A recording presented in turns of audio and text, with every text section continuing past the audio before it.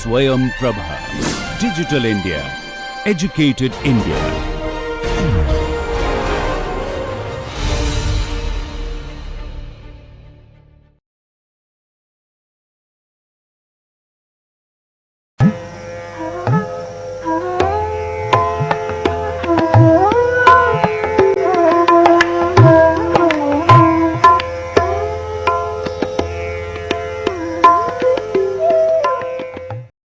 So, welcome to this class. In the last class, we discussed this Arthur D. Little Companies matrix, another portfolio matrix. It makes use of the different stages of PLC with the business strength. So, the businesses are classified according to the business strength as weak, tenable, favorable, strong or dominant, that is on the vertical axis. The horizontal axis has the 4 stages of the PLC, that is embryonic, growth, mature and decline. So, as I mentioned, the matrix looks something like this. On the horizontal axis, you have the embryonic, not written down here due to shortage of space, but the different stages of PLC, that is embryonic, growth, then maturity and decline. This is the unacceptable region. This unacceptable region means where the return on investment is not acceptable. So, that is what it means. So, this is the region where you build, this is the region where you hold on to your market share, and this is the region where you harvest. So, harvesting is similar to the cash cow type of scenario in the BCG matrix. The build is similar to the question marks, where there is a possibility of converting some of the products or product lines into leadership positions. Hold is where the product or the product line is already a leader and you hold on to that position as far as possible. So, this is the way this Arthur D. Little Companies matrix looks like. So, the main point is it looks at the business strength along with the different stages of PLC.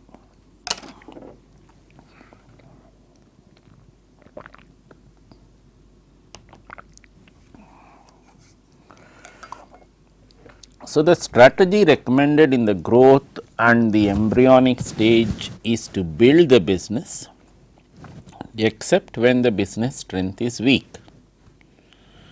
For businesses in the mature stage with dominant to favorable strength, hold strategy is recommended. For businesses with strong and dominant position in the declining stage, harvest strategy is recommended. For businesses which are weak and in the mature stroke decline stage, the return on investment is unacceptable. So, you must salvage as much value as possible for these business units. Now, we come to the next matrix, that is the Hofer's product stroke market evolution matrix.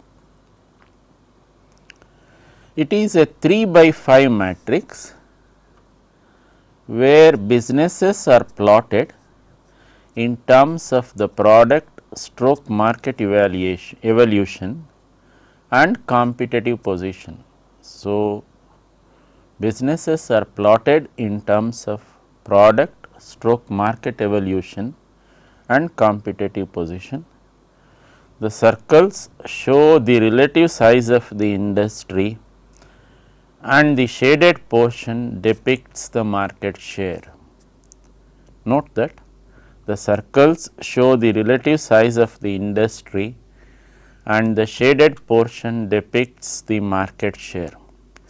This is the way this Hofer's product market evolution matrix looks like. If you look at this, on the x axis you have the competitive position.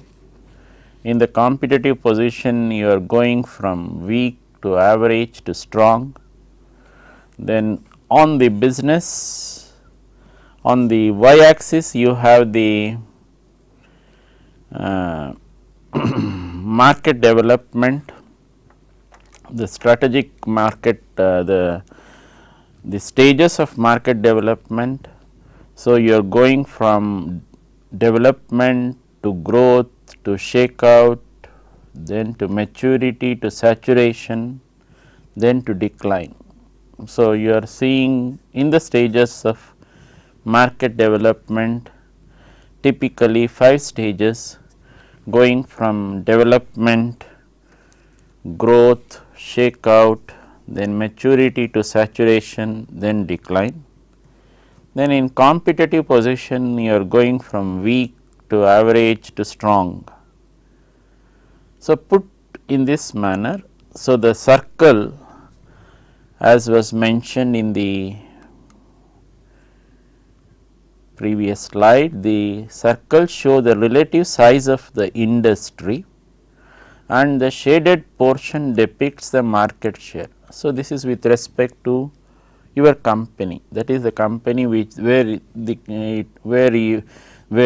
it operates the market share. So, the circle shows the industry market size and this shows what is the share of the company's market. So, if you take a typical circle here with respect to a particular product line, you see the circle size showing the industry is this size, whereas this particular company nearly closing in on half of that market size. So, the market share of that company, as we can make out, is somewhere between 45 to 50%, which is very good. So, there is a very good chance that these products or the product lines are going to become market leaders. So, you should build on them, whereas when you come to this, you find that the size of the industry size is represented by this circle. The share of the company is this small portion, black portion shown there, which is not very high. So, there is a need for revisiting the strategy with respect to this particular product or product line of the company. Whether it is possible to continue with that, the company has to take the decision. If you come to this particular circle, what you are seeing here is again the size of the circle representing the industry market and this shaded black portion representing the market share of the company, nearly coming to half. What does that mean? It means that here is a product or product lines of the company which can be harvested well. So, without much investment from the company side, the company can harvest this particular business. So, this is what it means. So, when you look at this circle here, what are you trying to, what can you make out? You find that here the stage of market development is in the declining stage.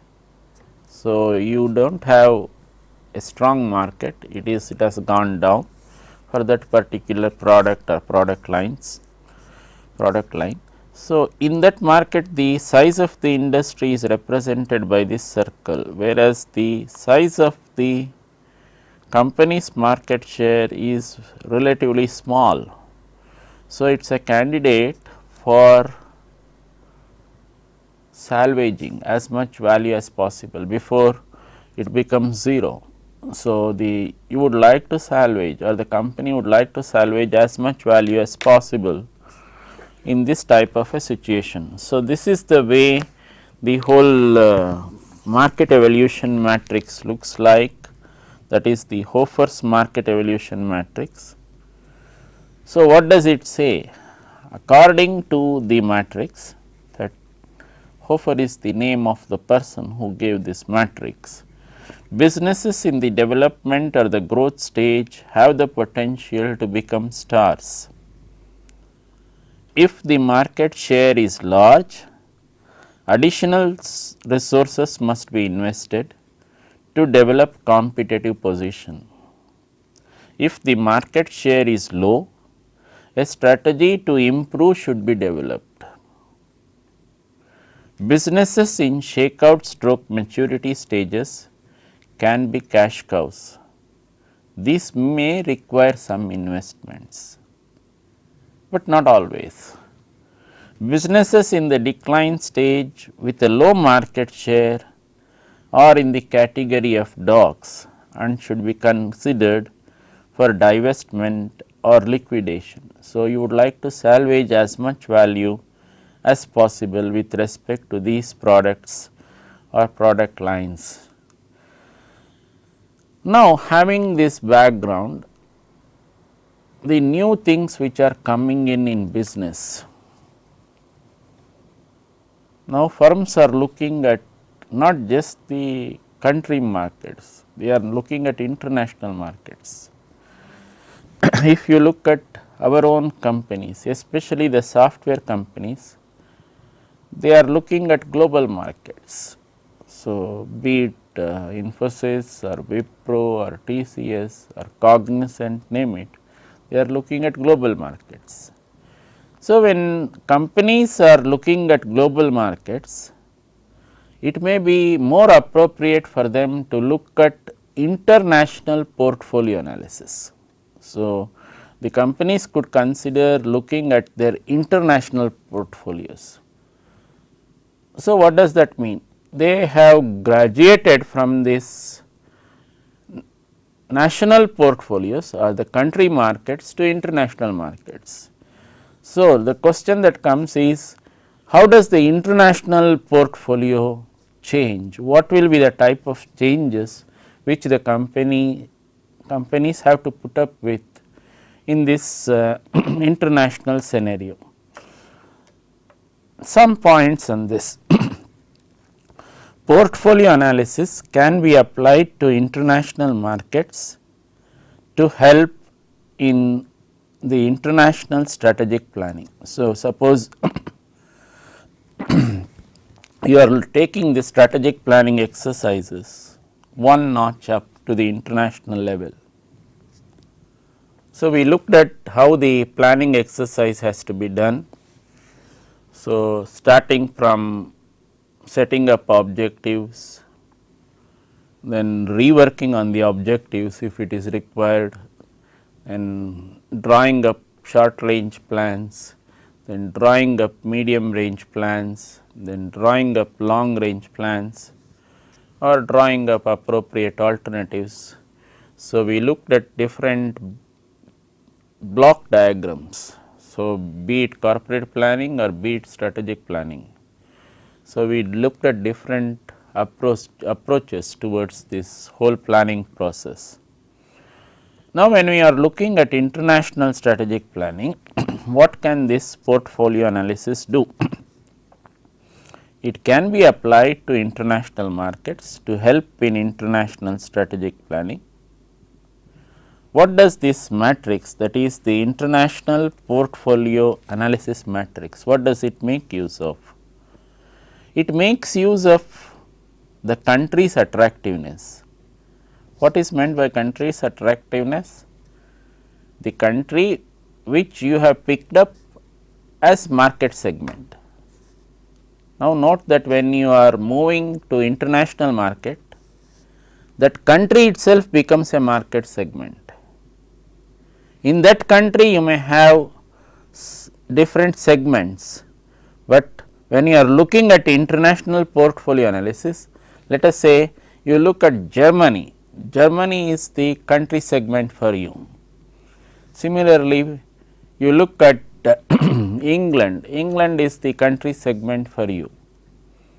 So, this is how the segments keep changing, or the international segments start coming in when you are looking at international portfolio analysis. So, the matrix makes use of country's attractiveness. Then how do you get this country's attractiveness? It comprises market size, market growth rate, extent and type of government regulation, economic and political factors. So, what does that mean? You start giving index values to each one of these and draw this particular matrix. So, this is many of the international marketing texts tell you, give you ideas about these index numbers. So, some of the papers written by Cavus-Gill, especially one particular paper, tells you how to develop these index numbers for international marketing.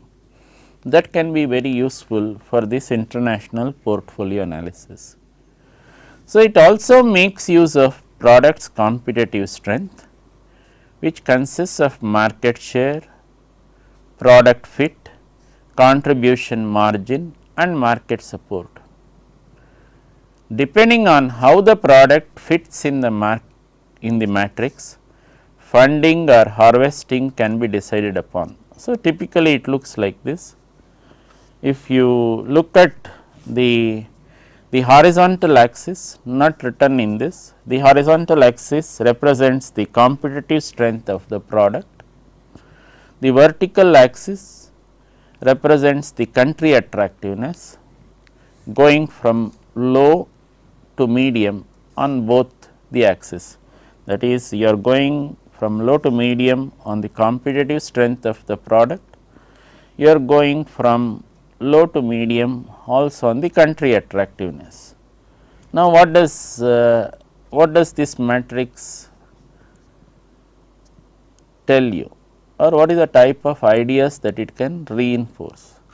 If you look at some of the regions here, the region where you are having high and medium competitive strength and you are having high and medium country attractiveness, those can be the regions where you can pick them for investment and growth.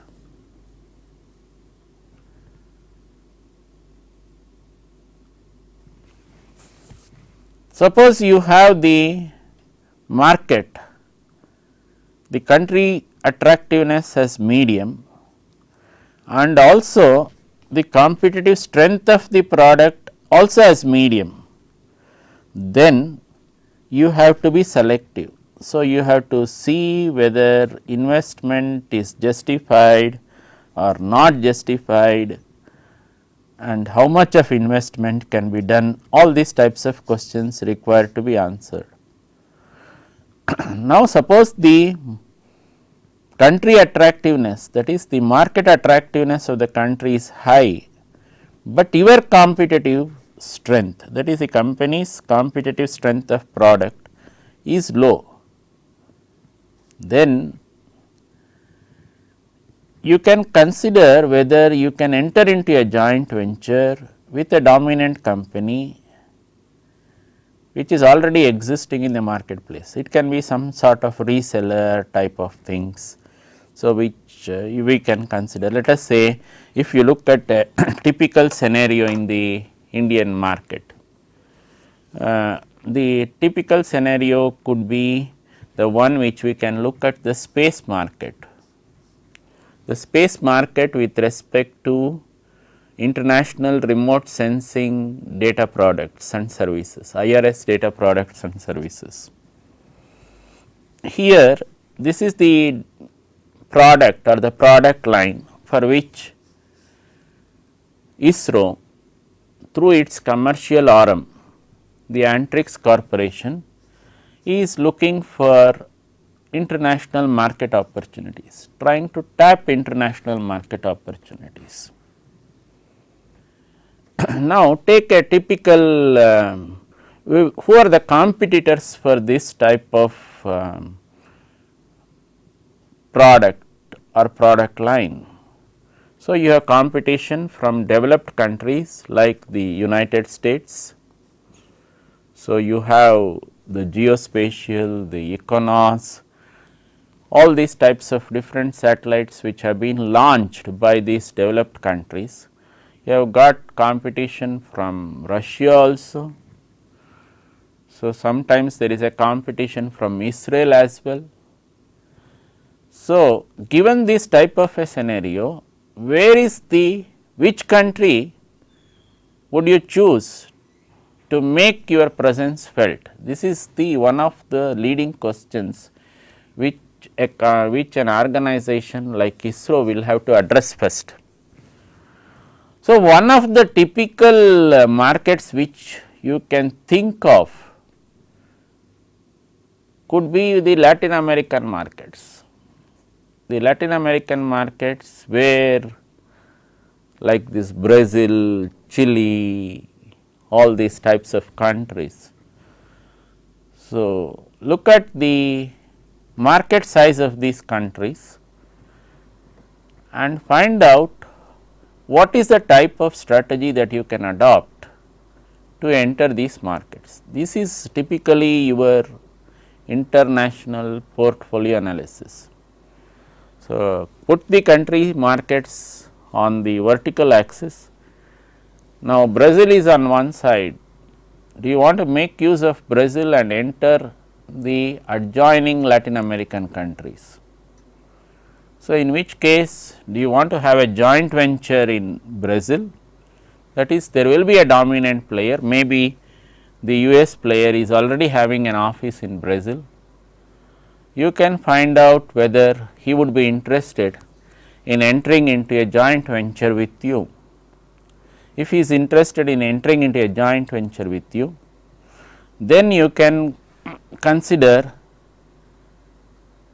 appropriate terms, and then using these appropriate terms you can see whether you can tap the other adjacent country markets through this dominant player. So, this could be the one of the methods of entry.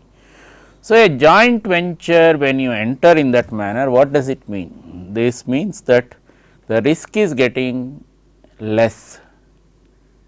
So, you are not making investment into setting up the facilities like the ground station, that is ISRO is not making investments to set up facilities like the ground station, all those types of things in these different Latin American markets, but it is making use of the facilities which is already there by these existing players.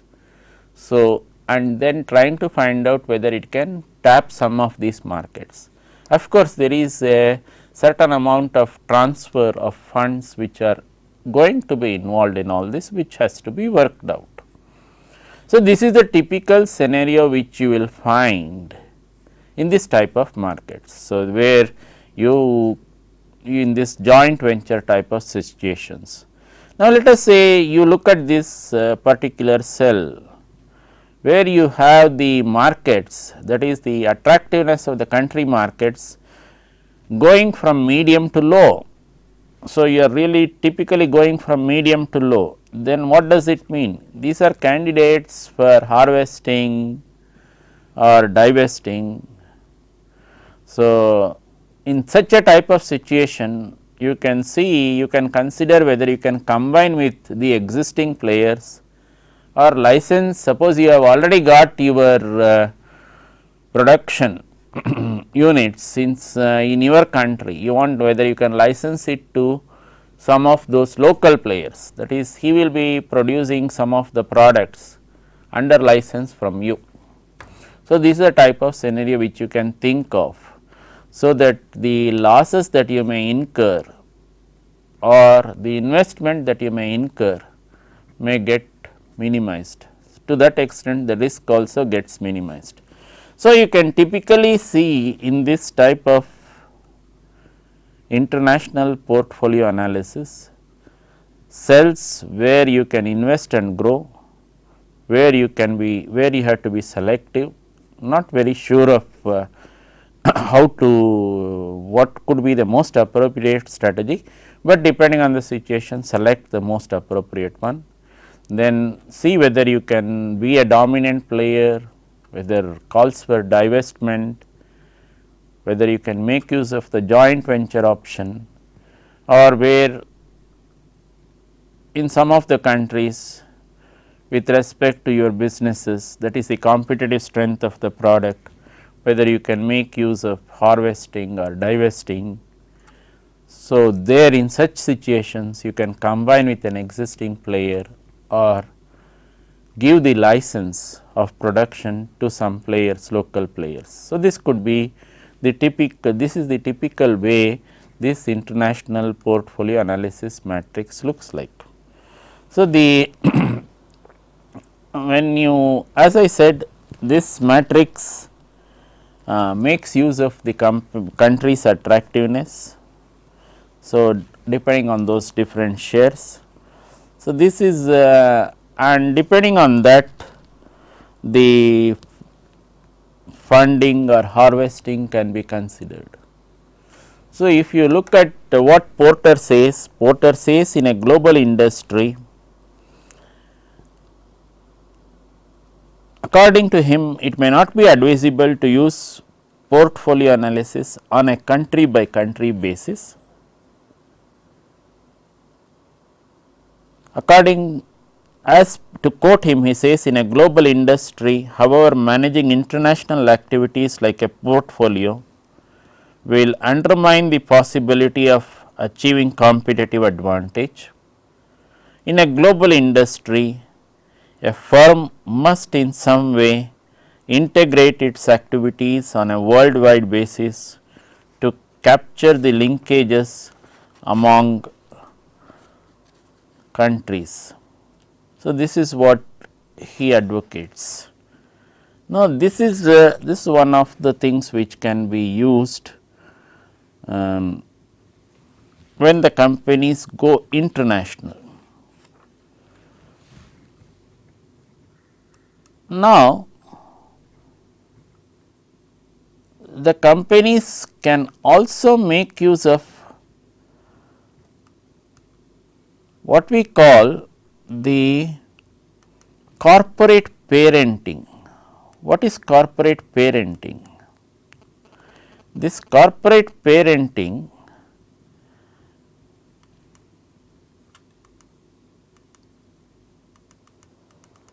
it looks similar, it is something like this.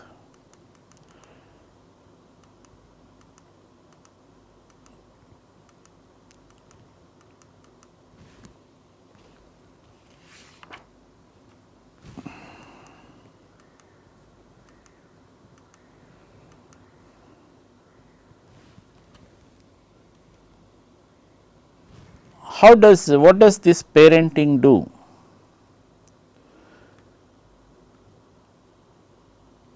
It provides, it looks at the fit between parenting opportunities and parenting characteristics. It also looks at the misfit between critical success factors and parenting characteristics. This is a matrix given by this Campbell et al. So, corporate, according to them, corporate parenting views the corporation in terms of resources and capabilities to build business unit value and generate synergies across business units.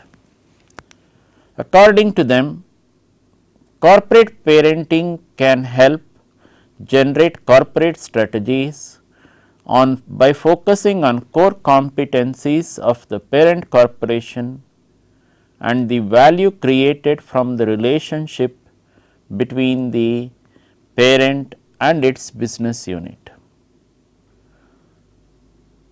So, this portfolio fit matrix, that is the corporate parenting portfolio fit matrix, which these three people gave, that is Campbell, Gould and Alexander.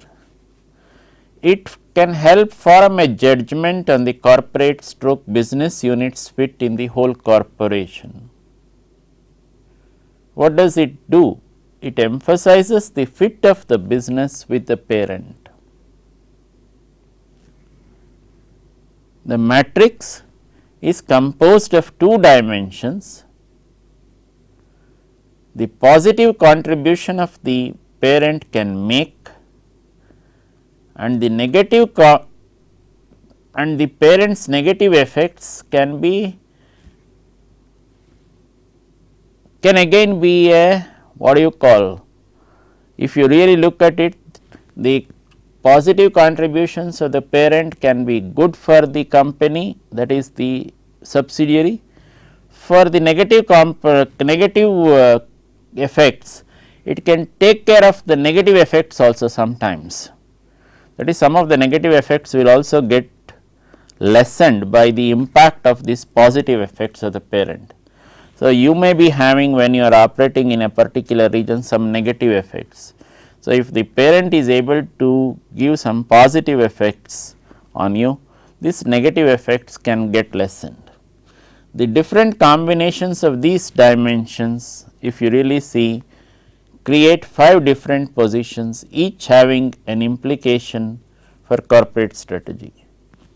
If you look at the top point here, that is a heartland. So, this heartland, what does it tell you? That is the top right corner of this matrix. They are the heart of the corporate future.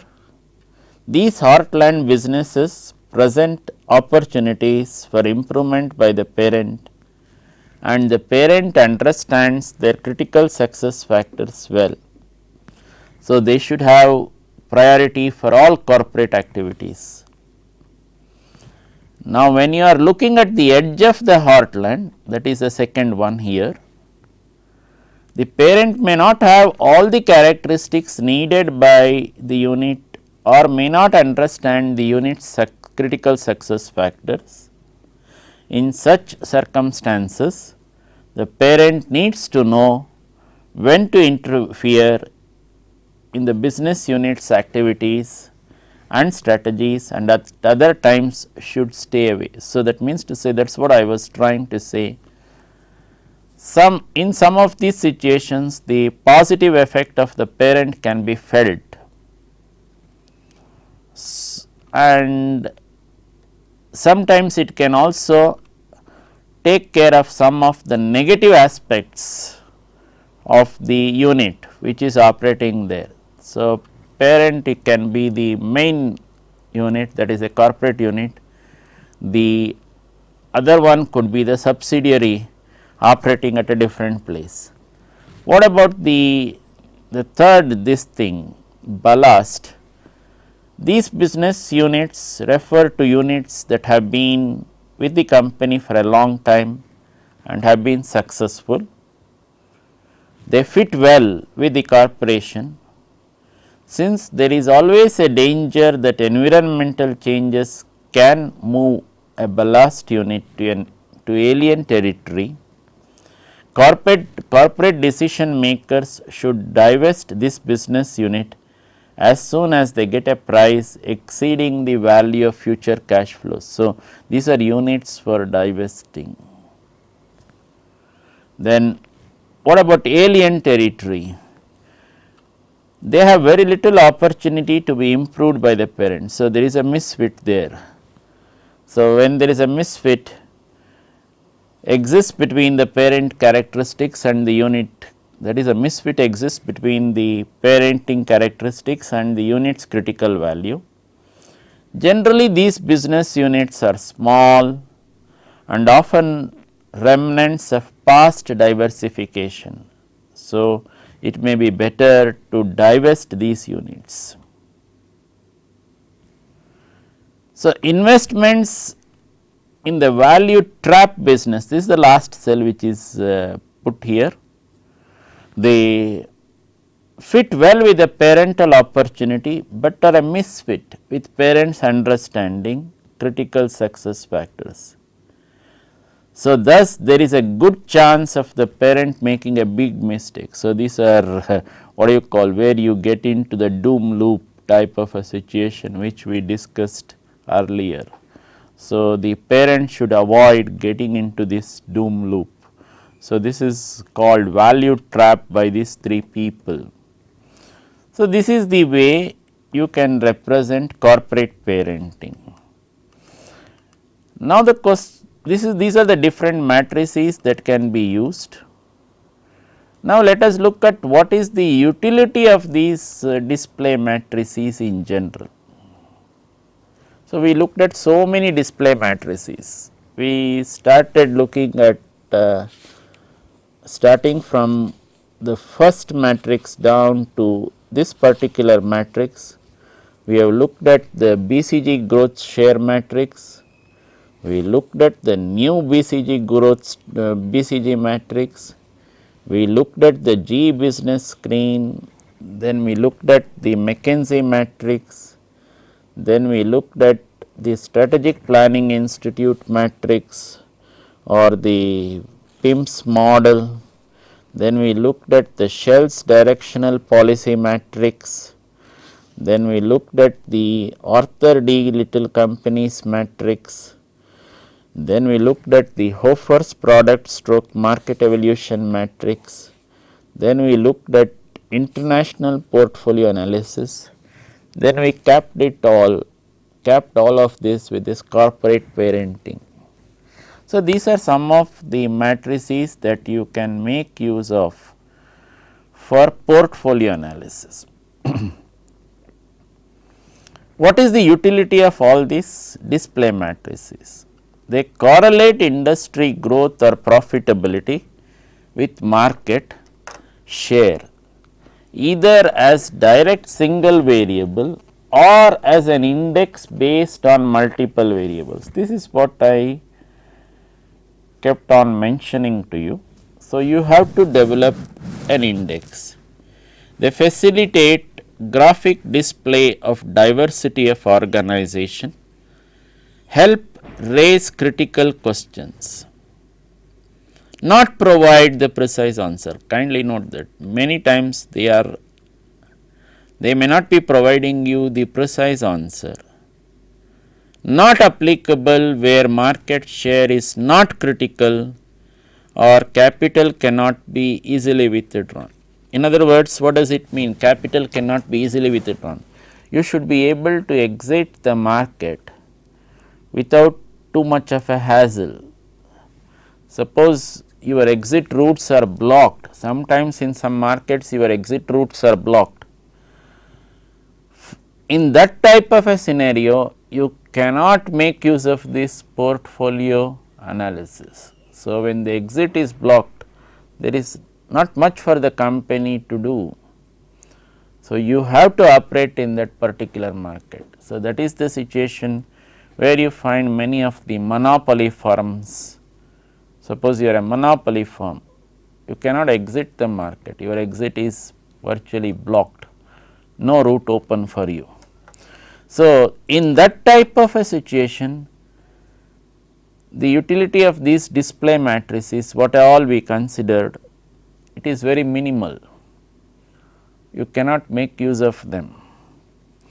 So, if value added is low or cost can be decreased without experience, that is where experience curve does not operate, then again the utility of this display matrices is low. So, your experience curve should operate, that is based on the experience in producing the product, the cost of production should come down with the number of units increasing, that is the experience curve effect. Suppose you are learning in the process. So, when the number of units of production increase, the cost per unit should come down. Suppose it is not following this particular principle, then this utility of this display matrices becomes a question mark there also. Then rapid technology transfer, seasonal stroke cyclic business, patent restrictions, low economies of scale, all this complicate their outcome. So, what is the Indian scenario? If you really see, if you make an analysis of the Indian scenario, in the Indian scenario, a typical scenario, the industrial development is much behind Japan or USA. There is a huge domestic market potential still untapped. So, that means there is a lot of domestic market. So, that is also one of the reasons why you are finding large number of foreign players entering different markets in India. So, you name the market, whether it is the mobile phones market or whether it is the automotive market or whether it is the textiles market or sometimes whether it is a simple consumer eatable market. You find almost all the well known foreign players have made their foray into these markets. So, you take the soft drinks market, all the global players are there. Even you take a simple market like the corn flakes, even that is being attacked, that is a local player's market share is being attacked by a well known company like Kellogg's.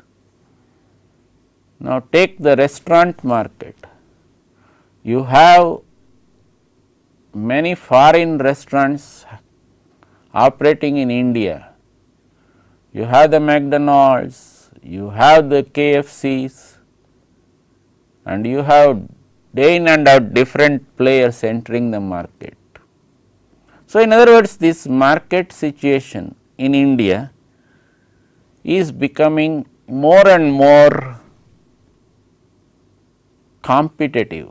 That is, the local players, if they are not able to adapt to this type of market influx, that is influx of players from the foreign markets, trying to gobble up their market share, then what is likely to happen? You may find that these local players may become extinct, or the local players may be forced to join hands with these foreign players. They may be suppliers of products to these foreign players only, and the product may be coming to you. The local product, local players product, earlier local players product might be coming to you from the foreign player. So, that type of scenario also can come in. That is because of the type of domestic market potential which is existing in our country. So, you have a huge domestic market potential which these foreign firms want to tap. So, if you really look at it, I can recall one particular brand of mango juice which was available in the city of Bangalore, which was considered very, very good, very tasty. Now, what is the scenario? That particular brand of mango juice is not available to you in Bangalore, but it has been virtually gobbled up by these major players. So, this small industry which was putting out this wonderful juice, taking the mango extracts which were available in the state, virtually has closed down, in the sense that it is not operating under its brand name. So, these foreign players, to the extent they can make use of their production, the local players production facilities, they are making use of it, otherwise have made that player to become extinct from the marketplace. This is what can happen in a typical scenario where you have too many market players influx. This is also happening as you are seeing. What is the recent thing? You find that even the education field is not being spared. You find right now some of the foreign universities also trying to enter the Indian market. So, the government is trying to facilitate their entry into the Indian education scenario as well. So, what is the likely scenario you can see? What is the advancement, what is the type of reasoning which is being advanced by the government? The government is saying, why should our students go to foreign countries, study and make that country rich?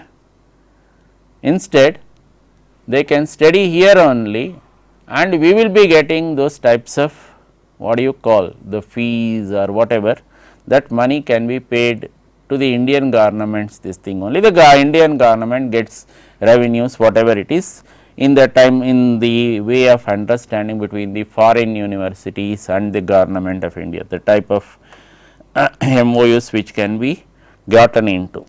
So, this is what is in again the same concept of huge domestic potential market. The education sector is being viewed as a huge domestic potential market, which can be tapped, not fully tapped, allowed to be tapped even by the foreign universities. So, this is the type of scenario which you are likely to see in a few years from now. Now, the next point that can come in is the manager's will and systematic approach with top management support can help make use of these matrices for developing competitive strength and corporate growth. So, unless and until the manager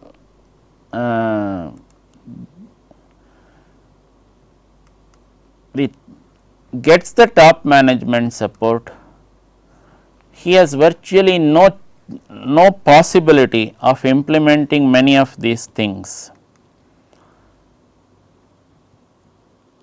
Having looked at all this, let us look at some of the other types of strategies that can be adopted in organizations.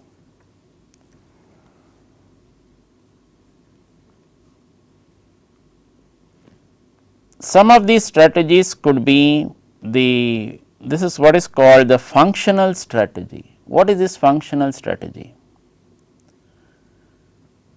This is an approach followed by a functional area to achieve the objectives set by the corporate and business strategy by maximizing resource productivity. So, you look at productivity of the resources. So, try to maximize the productivity of your resources, that is looking at your production line per se, can be labor productivity, can be machine productivity, all types of productivities. So, you look at productivities from all angles, maximize that productivity, then you have this functional strategic approach. So, this is what many of these automotive units are looking at now. So, a typical TVS, let us say, looks at this functional strategy very closely. So, wants to make use of its resources productively. So, the productivity of these resources it wants to maximize. So, in other words, this functional strategy is a very important component for a company like this TVS. So, it is concerned with what does this give the company? It can help create a distinctive competitiveness for the company. So, you are trying to maximize your productivity. So, what does it do for the company? It can help in nurture and develop distinctive competence. Again, this orientation of the functional strategy is dictated by the parent, that is functional area. What should be the strategy? The company will dictate. The functional area itself cannot drop the cannot take the decisions. The parent has to accept these decisions and then allow the functional area strategy team to operate. This is what the functional strategy means, stands for.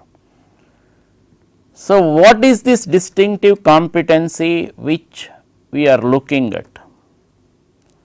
It has to meet 3 tests. One is the customer value, second is the uniqueness of the competitor, that is the competitor unique, then the extendability of this whole scenario, that is how much can you extend this, extendability.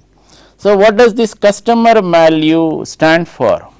It must make a disproportionate contribution to the customer's perceived value. Suppose the customer perceives your product value as rupees X initially. By using the product, he must say, oh, it has given me 2x. Similarly, what does this competitor unique mean? It must be unique and superior to competitors' capabilities. Compared in terms of the customer's perception, he must think that your product is much better or superior to the competitor's product. Then what is this extendability? You can make use of this product to develop new products or services and enter new markets. So, this is the 3 tests of this distinctive competency. So, for this functional strategy to be successful, it should be based on a distinctive competency within a functional area. If it is not, else you should consider outsourcing. Suppose you are having that distinctive competency in your functional area, fine, go ahead and with this functional strategy. If you do not have that, then you should consider outsourcing that particular activity. Suppose it is a software firm, you are not an expert in transport activities. The transportation department can be outsourced. So, if you look at most of these software major companies, they do not operate their transport departments. Earlier our PSUs, whether it is HAL or ITI or Bell, they are having their own transport departments. It is a huge outgo of money. Now, what have these software companies done? They have considered this activity for outsourcing. They said, we do not want to get involved in this exercise, let this activity be outsourced. So, this is what it means. For a functional strategy to be successful, it should be built on distinctive competency within a functional area. Suppose you are not able to, else it should consider outsourcing. We will stop here, we will continue in the next class. Thank you.